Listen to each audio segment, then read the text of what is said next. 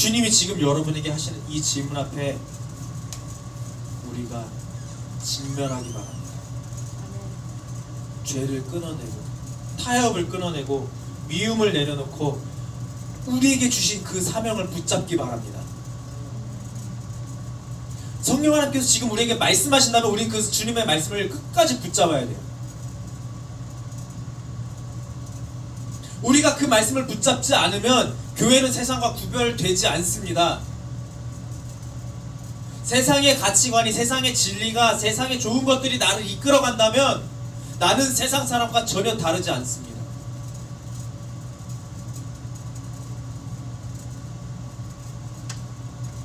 그렇게 될 때 우리의 신앙은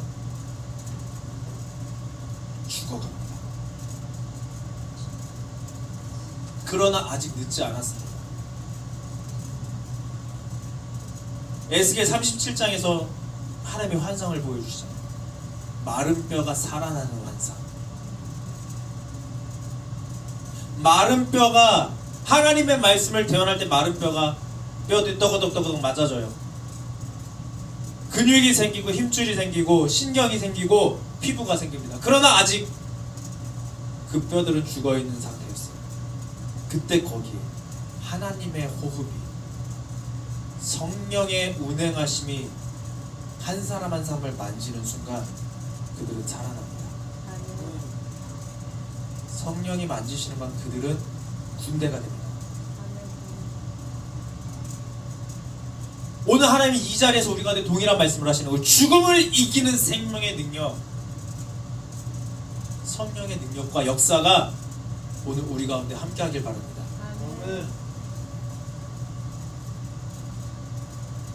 오늘 우리가 읽었던 이 고린도전서 15장에서 바울은 부활신앙을 우리에게 선포하고 있어요. 혈과 육은 하나님의 나라를 이어받을 수 없다. 썩는 것은 썩지 않는 것을 유업으로 받을 수 없다. 이 말은 우리 인간의 모든 것들은 하나님 나라에 들어가기 적합하지 않다라는 이야기예요. 우리의 노력도, 우리의 의로움도, 우리의 힘으로 하는 어떠한 모든 것들은 하나님 나라에 들어가기에 적합하지 않다라는 겁니다. 종교적인 습관, 감정적인 열심, 지식, 이 모든 것들은 하나님 나라에 들어갈 수 없다라고 말합니다. 오직 하나님 나라에 들어갈 수 있는 길은 단 하나, 예수 그리스도를 믿는 것입니다. 이 땅에 있는 어느 것들을, 모든 것들은 다 영원히 지속되지 않습니다. 혈과 육에 속한 것들은 언젠가 반드시 끝이 납니다. 그래서 바울이 말하는 거예요.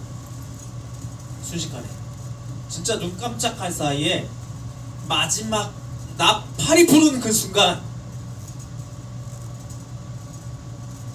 죽은 자들이 썩지 아니할 것으로 다시 일어난다.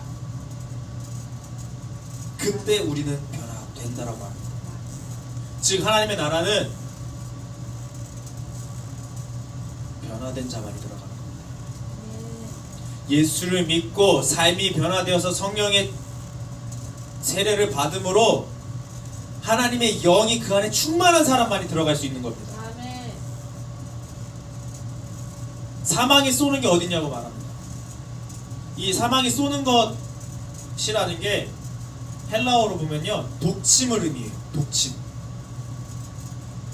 여러분들 독침 맞아보셨나요? 독침은 맞아본 분이 아무도 안 계시죠. 근데 그 사망은 죄로 우리를 찌른다라는 거예요. 죄의 싹이 사망이라고 그랬잖아요. 그러니까 사망은 계속해서 우리를 찌르고 있는 겁니다. 죄로. 죄를 가지고 우리를 계속 찌르면서 이제 너는 사망의 자리로 오는 사람이야 라고 계속 찌르고 있습니다. 그러나 예수님은 십자가에서 찔림을 당하심으로 우리에게 나음을 선언하셨습니다. 부활을 통하여서 죄의 그 찌름의 결과였던 사망을 율법에 비추어 보면 우리는 다 죄인이라서 죽을 수밖에 없는 그러한 존재라고 이미 꽝꽝꽝 못 박은 그 상황을 예수님은 부활을 통해 우리에게 새로운 가능성을 열어주셨습니다. 그래서 바울이 외친 거예요. 사망아 너의 승리가 어디 있느냐. 신학적인 외침이 아니에요. 바울이 구약 성경을 막 연구하고 예수님에 대해서 연구하면서 예수님 부활하셨으니까 사망의 승리는 이제 우리 가운데 없구나라고 신학적으로 연구한 게 아니라 그냥 바울은 믿음으로 선포한 겁니다. 사망의 승리는 예수 그리스도를 믿는 자들에게 더 이상 없다. 아멘. 그렇기 때문에 예수를 믿는 자는 승리한 사람이라고 선언한 겁니다. 이제 하나님 우리에게 말씀하시는 거예요. 이 승리의 선포가 우리의 현실이 된 거였어요. 우리의 삶이고 우리의 고백이 될 것을 하나님 우리에게 명령하셨습니다. 그렇기 때문에 우리는 승리한 자의 삶을 살 수 있습니다.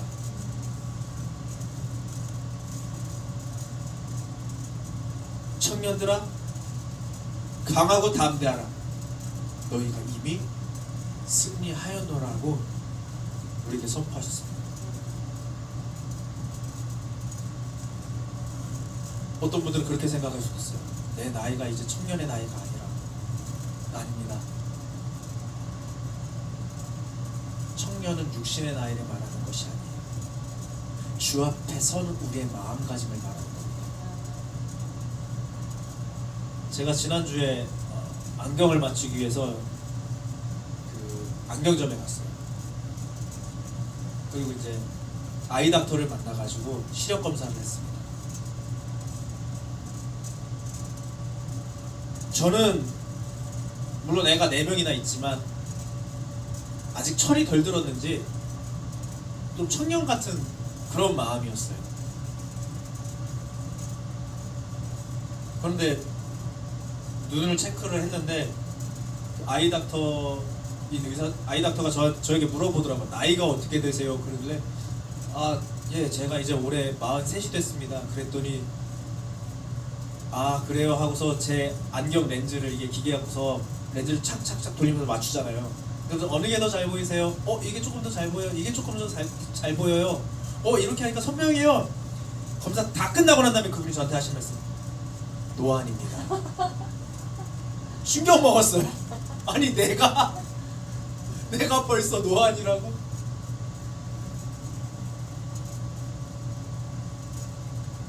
네, 지금 이제 미국 나이로 43인데 뭐 옛날 한국 나이로 하면 이제 45이 되는 거죠. 45인 거죠.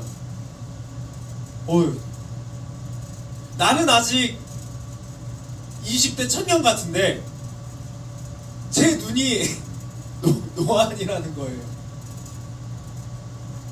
그거 보면서 갈렙이 너무 부럽더라고요. 모세가 너무 부럽더라고요. 그 나이가 되시도록 눈에서 총기가 떠나지 않고 시력이 온전하여서.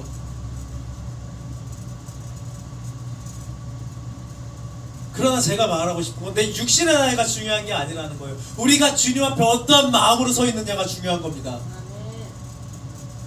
주의 복음을 위하여서 우리가 생명 다하는 그 마음으로 서 있는 게 중요한 거예요. 나는 이제 나이가 많아서 더 이상 기도하고 주님 말씀 따라갈 수 없습니다. 아니에요. 주님은 마음의 중심을 보십니다. 내가 마음의 중심에서, 내 마음 깊은 곳에서 주의 말씀을 따르고자 하는 믿음과 헌신의 열정이 있으면 그 사람은 청년입니다. 아멘. 그리고 그 사람은 반드시 세상을 이깁니다. 아멘. 이번 주 토라 포션은 하에이 사라라고 하는 사라의 일생이라고 하는 제목이에요. 제가 유튜브에 이제 이 본문 말씀을 다 올려놓는데 읽어보시면 깜짝 놀라실 거예요. 사라의 일생인데 일생의 시작을 토라 포션에서 구약성경에선 사라의 죽음부터 시작을 합니다. 세상 사람들은 죽으면 끝이라고 말합니다. 그러나 하나님의 관점으로는 사라의 죽음은 끝이 아니었어요. 거기서 시작이 된 겁니다. 믿음의 계보가 시작이 됐고요. 믿음의 자손들이 거기서부터 시작이 됐습니다. 어떻게 할 수 있냐고요? 사라가 죽은 그 다음에 이삭이 리브가를 만나서 결혼을 합니다. 그리고 새로운 자녀들이 시작이 돼요. 세상 사람들은 죽으면 끝이다라고 말하지만 하나님은 말씀하십니다. 죽으면 끝이 아니라 새로운 생명이 시작된다라고 말씀하십니다. 하나님은 죽음을 통해서 하나님의 언약을 드러내시고 생명을 일으켜 세우십니다.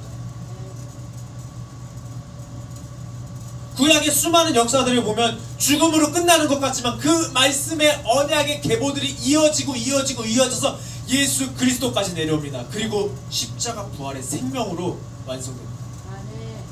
여러분, 그렇기 때문에 죽음은 끝이 아닙니다. 죽음은 새로운 시작이에요. 구약은 계속해서 이 메시지를 반복하고 있어요. 죽음은 끝이 아니다, 새로운 시작이다. 죽음은 끝이 아니다, 새로운 시작이다. 죽음은 끝이 아니다, 새로운 시작이다. 그리고 예수님을 통해서 우리에게 말씀하십니다. 십자가의 죽음은 끝이 아니다, 하나님의 나라의 영원한 생명의 시작이다. 그러므로 누구든지 그의 이름을 부르는 자는 구원을 얻으리라. 아멘. 예수님은 갈보리 골고다 언덕에서 실제로 죽으셨습니다. 그리고 실제로 살아나셨습니다. 아멘. 무덤의 문이 열리는 날, 무덤 돌이 옮겨진 그날, 사망은 그 힘을 잃었습니다.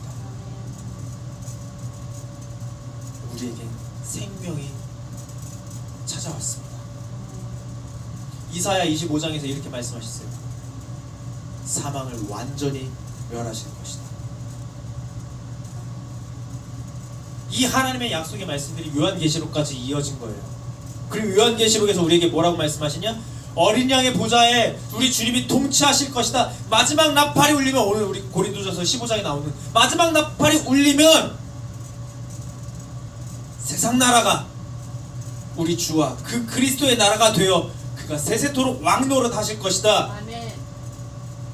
봐라, 새 하늘과 새 땅이 너희 가운데 임한다. 아멘. 거기는 사망이 다시 있지 않고 애통과 고통과 눈물이 다시 없다. 거기는 영원한 생명이 있다라고 우리에게 말씀하고 계십니다.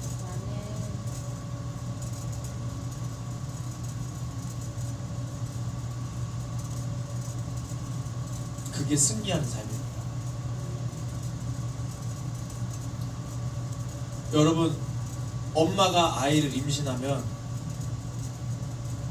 아이 배를 쓰다듬으면서 막 말을 하죠.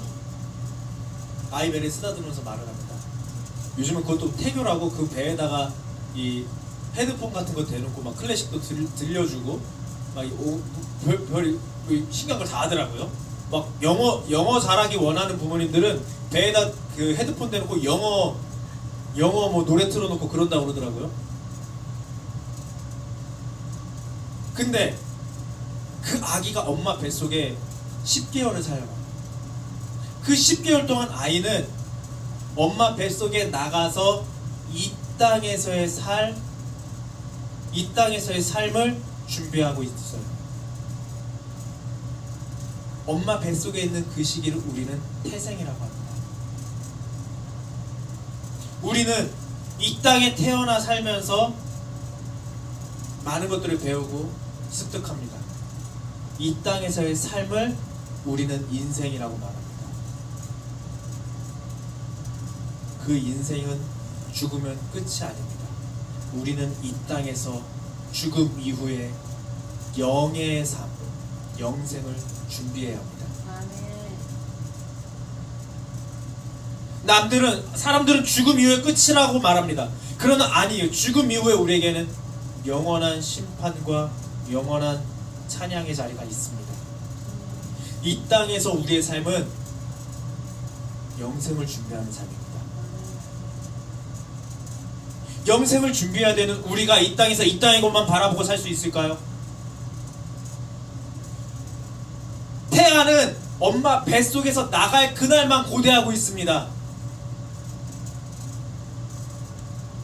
우리는 이 땅에서 하나님 나라에 들어갈 그날을 고대하고 살아야 됩니다. 하나님 나라를 고대하고 사는 그 삶은 회개의 삶입니다. 우리 어떤 것들을 회개해야 될까요? 첫 번째입니다. 예수 그리스도의 부활을 막는 죄예요. 이건 반드시 끊어야 됩니다. 예수 그리스도의 그 생명이, 예수 그리스도의 그 십자가의 은혜가 죽을 나를 생명으로 인도하셨다라는 그 믿음을 믿지 못하게 하는 죄가 우리 안에 있습니다. 완고한 진이에요. 교만입니다. 우리는 그저 반드시 끊어내야 됩니다. 그리고 우리 안에 말씀하시는 성령을 소멸시키는 죄도 우리가 회개해야 됩니다. 하나님의 음성을 듣고도 순종하지 않도록 하는 것들, 하나님의 말씀을 읽고 깨달았으나 그 말씀에 따르지 못하게 하는 것들, 마치 가시덤불과 같은 밭, 돌짝과 같은 밭, 길과 같은 밭이 되도록 하는 완고하고 더러운 우리 안에 육신적인 생각들을 회개해야 합니다. 아멘. 그리고 우리 주님이 다시 올 것을 믿지 않는 미지근한 믿음도 회개해야 됩니다. 제가 오늘 서론에서 말씀드렸어요. 내가 죽든 주님이 오시든 둘 중에 하나입니다. 우리에겐 반드시 마지막 때가 있습니다. 그런데 그 주님을 만날 그날은 우리가 준비하지 않는 뜨끈 미지근한 신앙 회개해야 됩니다. 네가 차거나 덥거나 하라고 하셨어요. 그리고 사람들과 관계에서 용서하지 못하는 마음도 회개해야 됩니다. 하나님은 우리와의 관계를 위하여서 친히 자신의 아들을 육신으로 이 땅 가운데 보내셔서 대신 희생시키셨어요. 그 이유는 단 한 가지입니다. 하나님 우리와의 관계를 회복하기 위해서, 우리를 용서하기 위해서입니다. 그런데 우리는 어떻습니까? 우리는 아직까지 사람과의 관계에서 용서하지 못해요. 미워하고 있어요. 저 사람이 나한테 어떻게 했는데 내가 어떻게 저 사람 용서합니까? 그러나 우리 자신을 돌아봐야 됩니다. 우리는 하나님께 용서받지 못할 죄를 지은 죄인입니다. 그럼에도 불구하고 하나님 우리를 용서하시면 우리도 그러한 사람을 용서해야 합니다. 그리고 세상의 것과 이 땅 가운데서 양다리 걸치고 있는 우리의 이중적인 삶도 회개해야 됩니다. 아멘.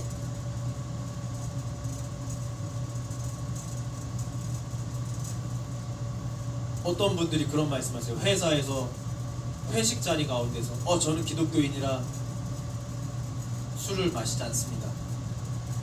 그러면 어떤 부장님이나 높은 직급에 있는 분이 괜찮아 마셔, 나도 권사야, 나도 장로야. 회개하시오. 하나님 나라의 원리는 세상과 섞일 수 없습니다.